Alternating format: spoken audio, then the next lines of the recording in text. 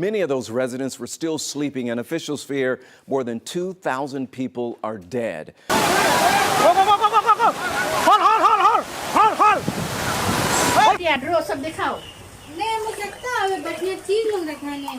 हम तो नहीं जाएगा कहीं पानी क्या है कहीं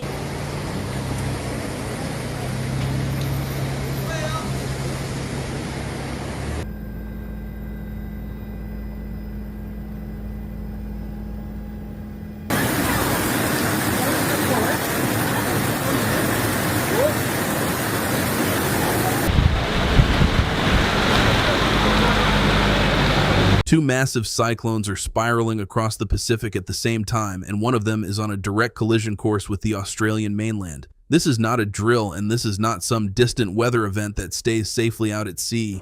We're talking about a Category 4 monster that has already ripped apart roads, destroyed bridges, swallowed entire villages under ocean surges, and sent people fleeing for higher ground across multiple island nations. And the worst part, it hasn't even reached its final destination yet. What's happening right now in the waters between Papua New Guinea and the Solomon Islands is one of the most dangerous weather situations the region has seen in years, and the clock is ticking for far north Queensland. Let's break down exactly what's unfolding and why this matters far beyond the Pacific Islands. Mila first formed over the weekend of April 5, 2026, gathering strength in the warm waters of the Solomon Sea.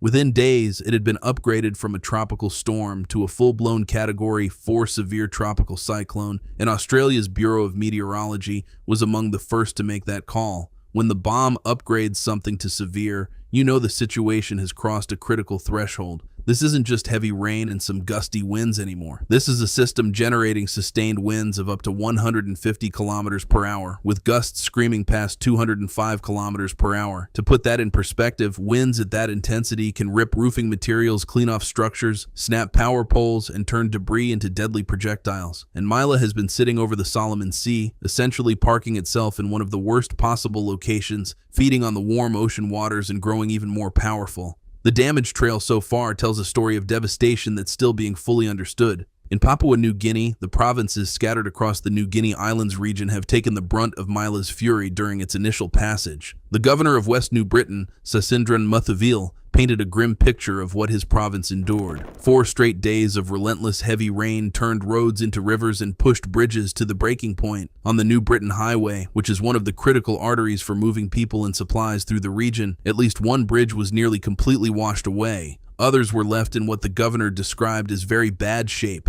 which in infrastructure terms usually means unsafe for any traffic and potentially beyond simple repair. But it wasn't just West New Britain. Reports and photographs from members of parliament in East New Britain and Bougainville showed similarly severe impacts across the broader region. Drainage systems, already struggling under normal conditions in many parts of Papua New Guinea, were completely overwhelmed. Water didn't just pool at the edges of roads, it flowed directly over them, across bridges, and through communities, cutting off entire sections of the road network. When your main roads are severed, everything stops. Emergency services can't reach people. Supplies can't get through, communities become isolated, and that isolation becomes its own kind of emergency. And here is where the story takes an even more troubling turn. After its initial rampage through PNG waters, Mila drifted eastward into Solomon Islands territory by Tuesday, but meteorologists tracking the system identified something alarming in the forecast models. Mila was not going to keep moving east. Instead, the cyclone was expected to execute a loop, curving back toward the west and southwest, starting around Thursday.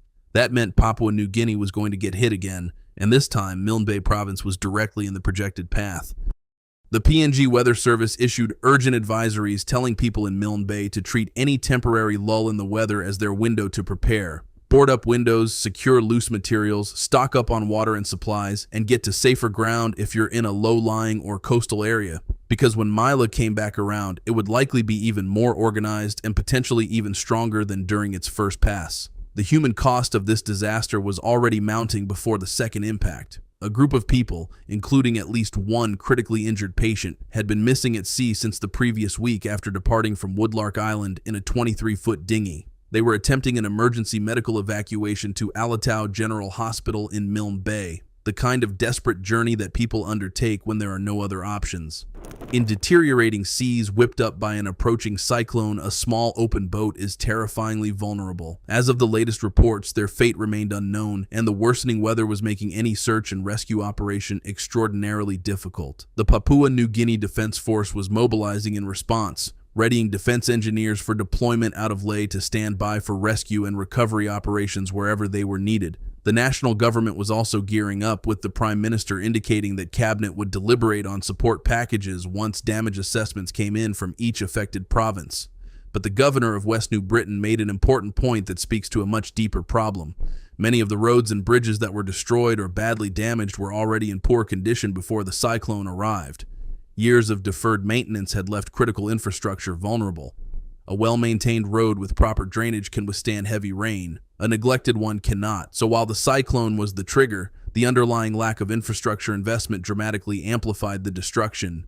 Meanwhile, across the border in the Solomon Islands, the situation was equally dire, particularly in the western provinces. Choiseul province bore the brunt of Mila's ocean fury, with massive tidal surges crashing into coastal communities. The provincial police commander, Barry Pogasopa, who was also serving as chair of the provincial disaster response, described a devastating scene. Entire villages had been inundated by the ocean. Schools were flooded. A hospital was impacted. Social media filled with videos showing the sea surging inland, swallowing structures and landscapes that communities had built their lives around. Pogasopa issued urgent warnings for people to seek shelter on higher ground and to absolutely avoid going out to sea under any circumstances. The ocean around the Solomon Islands had become extraordinarily dangerous, with massive swells and unpredictable surge patterns making any maritime activity potentially fatal. Further south in Western Province, even the tourism sector was feeling the impact. Joe Entrican, who owns Zipolo Resort in Munda, reported strong winds and heavy rains battering his property. His primary concern was for the traditional thatched roofs on the resort's bungalows, which are beautiful and culturally significant but not exactly engineered to withstand Category 4 wind speeds. It's a small detail, but it highlights how cyclones don't just threaten lives and infrastructure. They threaten livelihoods, economies, and cultural heritage too. Now here's the development that dramatically expanded the scope of this crisis. As meteorologists continued refining their models, increasing confidence emerged that Mila was not going to stay in the Solomon Sea. After looping back toward PNG, the system was projected to continue tracking west to southwest, crossing the Cape York Peninsula and potentially making landfall on the far north Queensland coast by the following weekend. Senior meteorologist Ilana Cherney from the Bureau of Meteorology laid out the timeline with careful precision. In the near term, she said, the cyclone would remain relatively stationary, churning over the same patch of warm ocean. Coastal areas of northern Australia would see some showers, but the inland regions would stay broadly dry. That was the deceptive calm, the window before the storm arrived in full force. But as the weekend approached and the system moved closer to the Australian coast, rainfall and wind impacts would ramp up significantly. By midweek, forecasters expected to have a much clearer picture of the exact track and intensity at landfall. The Bureau positioned the cyclone roughly 900 kilometers east of Port Moresby as of its latest advisory, which might sound far away, but cyclones can cover enormous distances in a matter of days, especially once they start moving with purpose. The fact that the bomb was already flagging this as a significant threat to the Australian mainland this early in the tracking process tells you how seriously they were taking the situation. And then there was the second cyclone, because apparently one Category 4 severe tropical cyclone wasn't enough for the Pacific to deal with simultaneously. Tropical Cyclone Viano had intensified to a Category 3 system and was hammering Fiji with ferocious winds, heavy rain, and widespread flash flooding. The system was threatening to pass close to the western part of Fiji, dangerously near the tourist hub of Nadi, which is the gateway airport for most international visitors to the island nation. The Solomon Islands Meteorological Service had also issued warnings for gale force winds, very rough seas, and widespread heavy rainfall and thunderstorms across the western province islands, creating a layered emergency where impacts from both cyclone systems were potentially overlapping in some regions.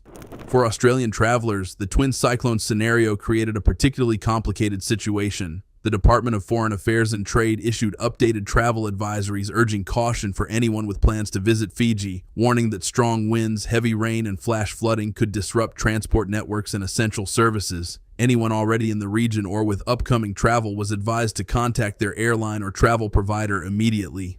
Vanuatu was also placed under threat as Viano tracked through the broader region, passing east of another popular Australian holiday destination. And in a development that would concern millions of people on the other side of the Tasman, forecasters were tracking the possibility that the remnants of the system could reach New Zealand by the weekend, potentially putting Auckland, the country's largest city with over 1.5 million people, in the firing line. The convergence of these two powerful systems at the same time underscores something that climate scientists have been warning about for years. Warmer ocean temperatures across the Pacific are providing more fuel for tropical cyclones, allowing them to intensify more rapidly and sustain their power for longer periods. The Solomon Sea, where Mila was feeding, is exactly the kind of warm water environment that supercharges these systems. And cyclone season in this part of the world, which runs from November through April, has been producing increasingly damaging events in recent years.